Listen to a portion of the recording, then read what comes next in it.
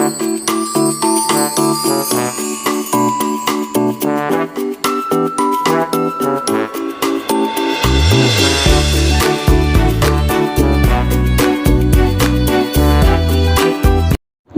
ছাত্ৰ ছাত্ৰীসকল, কেনে আছা তোমালোক?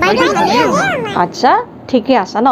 ওকে, তোমালোকৰ লগত কথা পতাৰ আগতে মই মোৰ পৰিচয়টো দি লওঁ। মোৰ নাম বিনীতা দত্ত।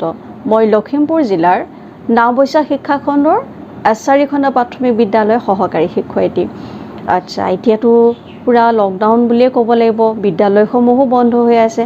তোমালোকে পঢ়া শুনা কেনেদৰে কৰিছা বাৰু? অফলাইন আচ্ছা, অনলাইন যোগে কৰিছা ন? আৰু ছাৰ বাইদেৱে নিশ্চয় তোমালোকৰ বাবে যত্ন কৰি আছে নহয় জানো? এতিয়া খুব খেলিছা নেকি? নাই খেলা ন?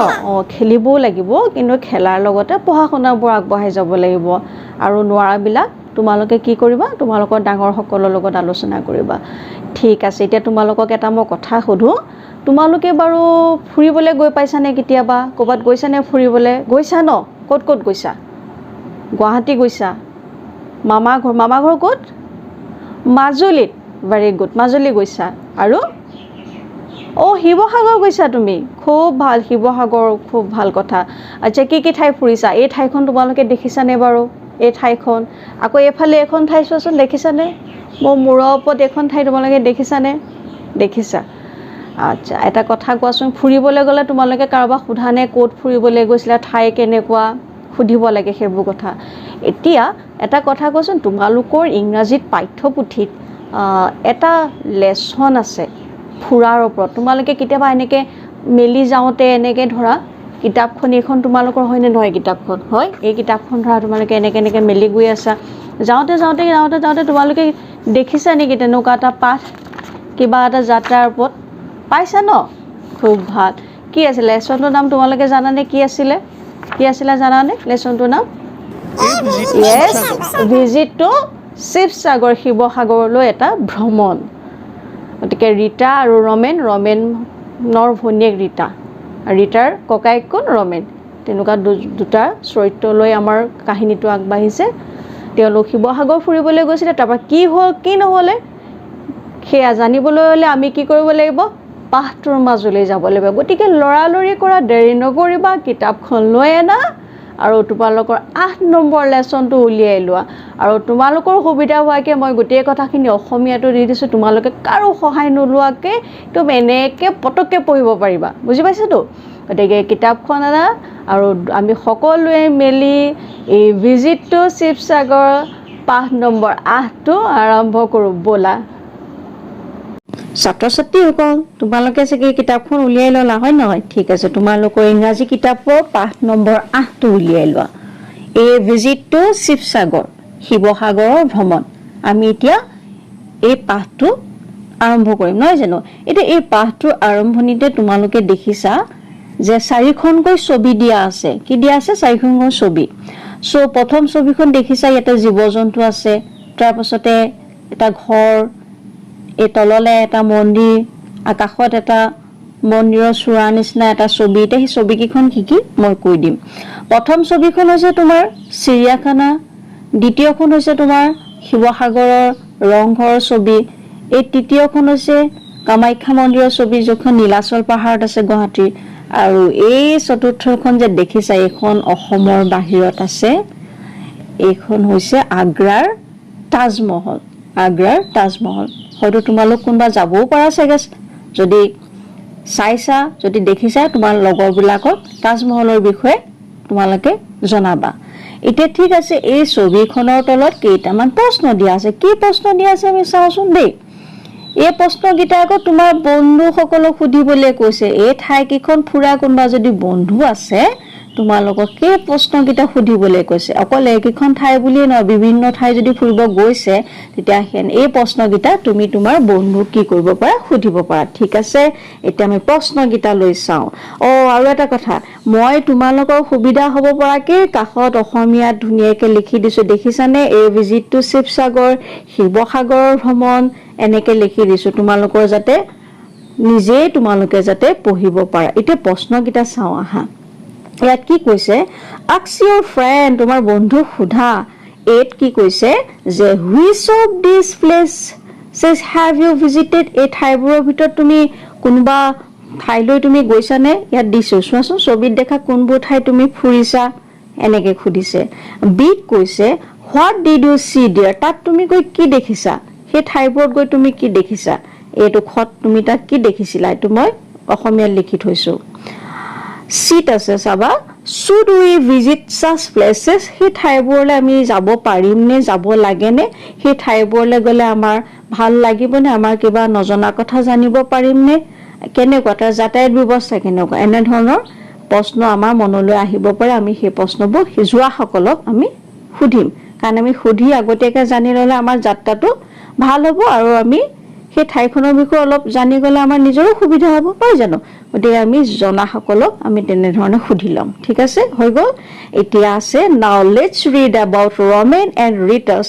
trip to Sivasagar during their last summer vacation তে কৈছে আমি বলাচোন ৰমেন আৰু ৰিটাৰ কি কৈছে যে যোৱা গ্ৰীষ্ম বন্ধৰ সময়ত শিৱসাগৰ যাত্ৰা সম্পৰ্কে পঢ়োছো নাহা কাৰ যাত্ৰাটো কাৰ আছিলে ইয়াস ৰমেন আৰু ৰিটাৰ আছিলে ভেৰি গুড এতিয়া আমি দ্বিতীয়টো পেজলৈ আহো দেখিছানে মই তোমালোকৰ সুবিধাৰ কাৰণে অসমীয়াত লিখি দিছো দেই এতিয়া আমি ইংৰাজীটো পঢ়ি যাম কি আছে তোমালোকে কিতাপ চাই যাবা প্ৰথমতে প্ৰথম পেৰাগ্ৰাফটো পঢ়িম কিনো আছে পঢ়ি চাও আহা Roman and his sister Rita were eagerly waiting for their summer vacation Roman আৰু তাৰ ভনীয়েকে খুব অধীৰ অপেক্ষাৰে গ্ৰীষ্ম বন্ধৰ দিনবোৰলৈ বাট চাই আছিল কিয় বাট চাই আছিল বাৰু কিয় বাট চাই আছিল পামৰবা Their parents had promised to take them to Sivasagar তেওঁলোকৰ দেউতাকে তেওঁলোকক শিৱসাগৰলৈ লৈ যাম বুলি কথা দিছিলে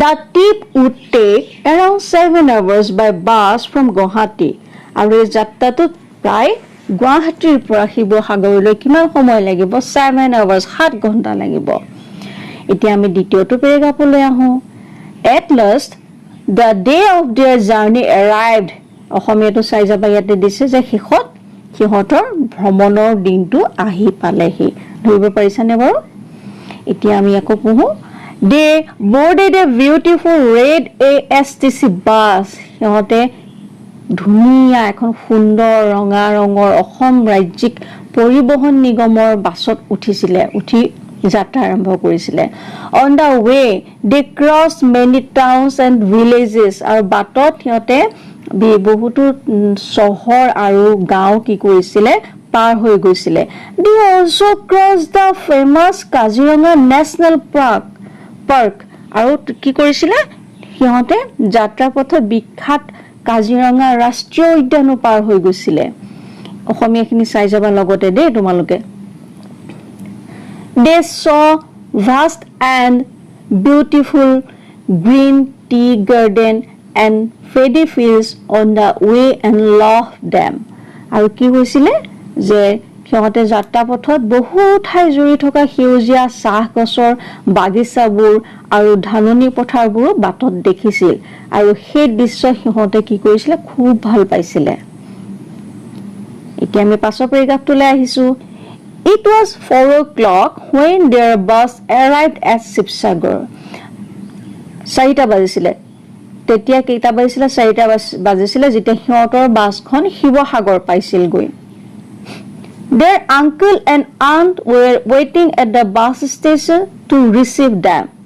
সিহঁতৰ খুৰা-খুৰীয়েকে বাছ স্থানত সিহঁতক লগ কৰিবলৈ সিহঁতক ঘৰলৈ লৈ আহিবলৈ ৰৈ আছিলে Their holiday had begun. সিহঁতৰ বন্ধৰ দিনটো এনেকৈ আৰম্ভ হৈছিলে এতিয়া আমি নেক্সট পেৰাগ্ৰাফত আহিছো এতিয়া আমাৰ বন্ধয়ে বন্ধ ন কিন্তু আমি কতো যাব নোৱাৰো কেলে যাব নোৱাৰো হেতু তোমালোকে নিশ্চয় জানা ঠিক আছে আমি আকৌ ইটো পেৰাগ্ৰাফ আৰম্ভ কৰো They were very happy. সিহঁত বৰ আনন্দিত হৈছিল They had seen pictures of the Shivdol and the Borpukhuri in newspaper and magazines.